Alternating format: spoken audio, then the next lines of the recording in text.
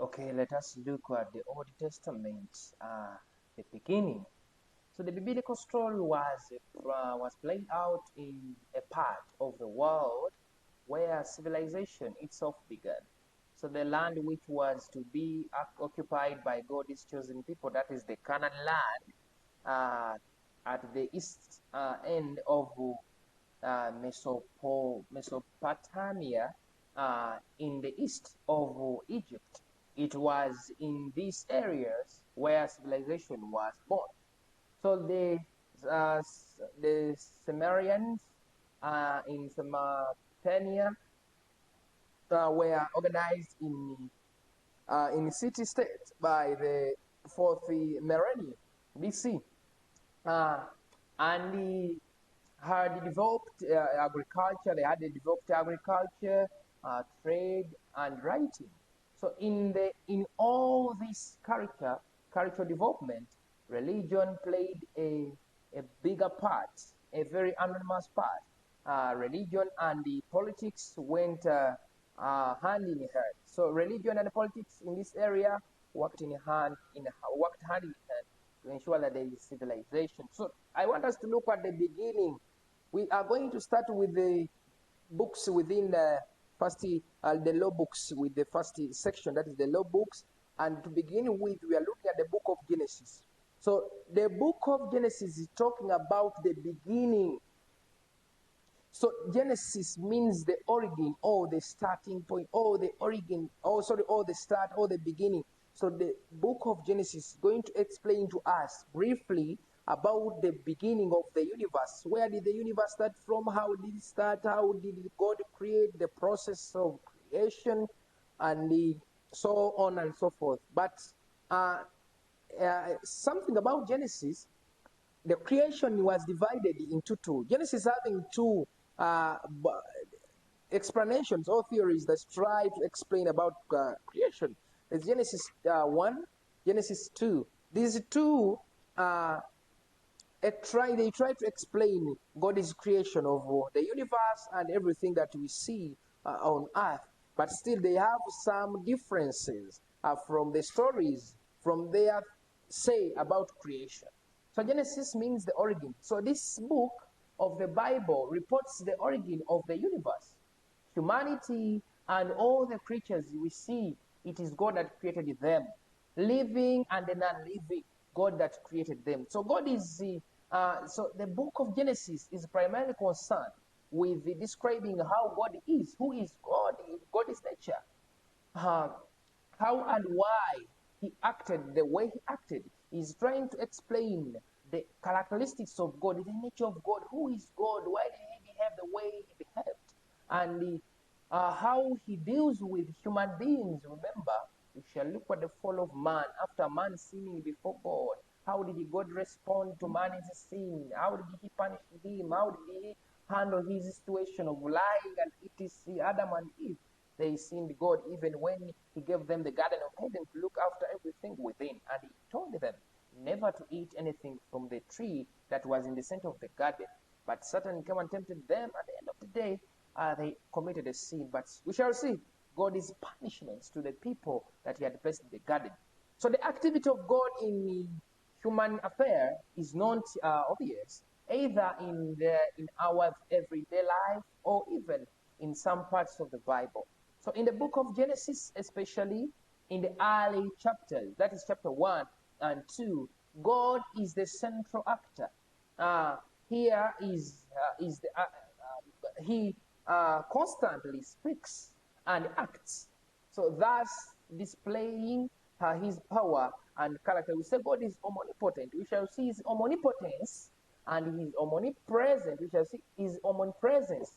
Still, we shall see how powerful was God during creation, and how powerful is God still in our day-to-day life. Still, we want us to look at, in the same way, the authorship of Genesis. Who is the author of the book of Genesis that is talking about the creation of the universe? So we want to appreciate the author of the book of Genesis. So the authorship of the book of Genesis has been one of the most discussed issue in the biblical studies. Many people think they discuss who might be the author of the book of Genesis. So traditionally, Moses was regarded as the main author of Genesis and the following 4 books, that is Leviticus, Deuteronomy, Numbers, they are believed to have been composed by Moses. So from the 19th century, critical scholars have come up with the view trying to assess the role Moses played in the composition of the Pentateuch. Indeed, the most widely accepted view came to be that Genesis was composed from the 3 major sources, namely one, the J source, that is in the 10th century BC, the E source, that is the 9th century, and the 4th century BC. So, and the P source, that is the 60th century. So it was held and even went through a series of modifications with new materials beginning with each new edition since 1970s. So there have been many questions raised about the J, E, and the P plus other sources of the composition of Genesis. So P documentary theory, with some scholars questioning the dating of sources and other debate doubting their existence. So there are some things these people looked at to say that this book might have been composed by Moses, and there are some things they looked at to weigh and make conclusions that it is Moses that composed the book of Genesis and the other 4 books. And still, however, whether the author of Genesis used many sources or just one, what matters is the book as it stands. However much we say, however much we may say that it is not use different sources, we agree or we disagree, but the major point is, all in all, we have to believe the book the way it stands. Let us not mind about the sources that Moses applied to get the information as the way people believe, but let us keep our eyes on what he produced from those sources, trying to explain to us. So it is a book full of information, stories, told stories, and convey a vision of God and His truth, which is presupposed throughout the rest of the Bible. So whoever wrote Genesis in whatever period, what more interested in telling us about God than in giving us a clue to his own identity. So Moses tried to explain the nature of God, to explain who God is, to explain what God wants, to explain what people should do using the book of Genesis, and that is why he is credited for having been the author of the book of Genesis. So I want to see the theology. The word theology is got from the word theory. Once you hear the word logy, you add a scientific definition. This is a scientific definition trying to explain the theory about Genesis. So the book of Genesis is split into 2 unequal parts. Genesis chapter 1, verse 11 focuses on the origins of the all creation, living and unliving.